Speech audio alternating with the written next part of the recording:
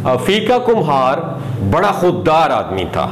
वो किसी दूर दराज गांव में रहता था। एक दिन उसने अपनी बीवी से कहा कि इस गांव में रहा तो गुर्बत हमें मार डालेगी, यहां कोई बर्तन खरीदता नहीं, क्यों नहीं बाहर जाके मजदूरी करूं, मैं बहुत दौलत कमा कर लाऊंगा। उसकी बीवी ने कहा हम रूखी सूखी खा लेंगे लेकिन रहेंगे यहीं पर, किसी और जगह नहीं जाना।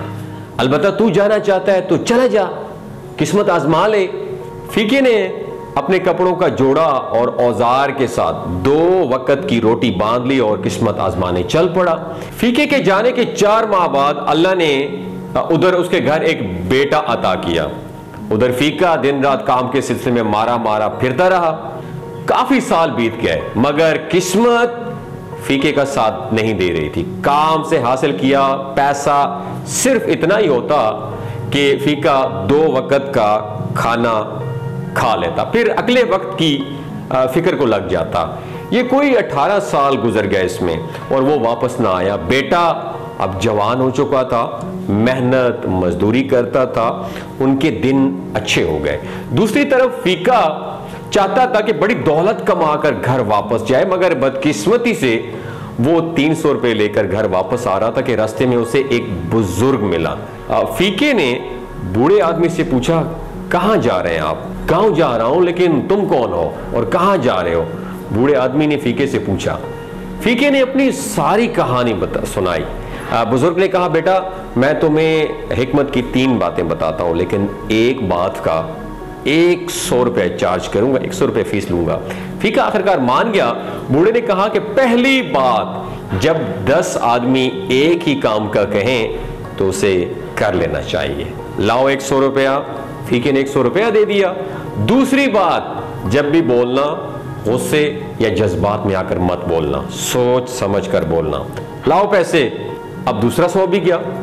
तीसरी बात, दुश्मन पर सोते हुए वार न करना, तीसरा 100 भी गया। यह कहना था कि बाबा ने कहा कि तुम यहीं ठहरो, मैं अभी आता हूं।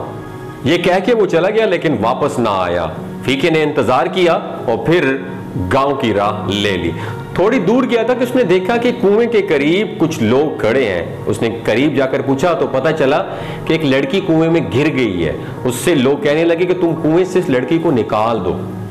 फीके ने देखा कि 10 आदमियों ने कह दिया है। उस वक्त उसे बाबा जी की पहली बात याद आई। चुनाचे वो कुएं में उतर गया और उसने देखा कि एक जिन ने लड़की को कैद कर लिया है। लड़की ने फीके को देखा तो कहा कि जिन ने तुम्हें देख लिया तो तुम्हें भी मार देगा, मैं यहां पानी लेने आई थी, उसने मुझे कैद कर लिया है। इतनी दिन में जिन वहां पे आ गया और कहा मैं तुम्हें मार दूंगा। फीके ने उस बाबा जी की दूसरी बात याद आई। उसने बड़ी समझदारी से जिन को बातों में लगाया और जिन की तारीफ शुरू कर दी। यह सुनना था कि जिन मस्त हो गया और इतने में उसने जल्दी से तोते की गर्दन मोड़ दी और वहां से ढेरों हीरे जवाहरात लेकर खुशी खुशी अपने घर चला गया। और जब वो घर पहुंचा तो रात थी। उसने देखा कि घर में एक लड़का सोया हुआ था। उसे बहुत गुस्सा आया और मारने लगा तो उसे बाबा जी की तीसरी बात याद आई। उसने लड़के को जगाया। इतने में बीवी भी जाग गई। बीवी ने बताया कि ये हमारा बेटा है।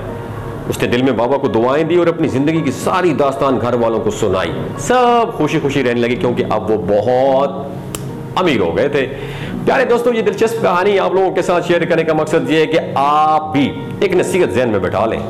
बुजुर्ग हमें जो नसीहत करते हैं, अगर हम उनकी हर बात मान लें, अमल शुरू कर दें, तो हमें अपनी जिंदगी में परेशानी ना हो। याद रखें, जो उम्र में आपसे बड़ा है वो तजुर्बे में भी आपसे बड़ा ही होगा। अगर आप बगैर नुकसान उठाए तरक्की करना चाहते हैं, कामयाबी के जीने तय करना चाहते हैं, तो बुजुर्गों के तजुर्बे से फायदा जरूर उठाएं। वो जो हमें नसीहत करते हैं वो उनकी जिंदगी का निचोड़ होती है। आप अगर किसी बड़े की बात मानते हैं, मसलन वो आपसे 30 साल बड़ा है, तो गोया आप 30 साल से आगे का सफर छोटी सी उम्र में तय करना शुरू कर देते हैं।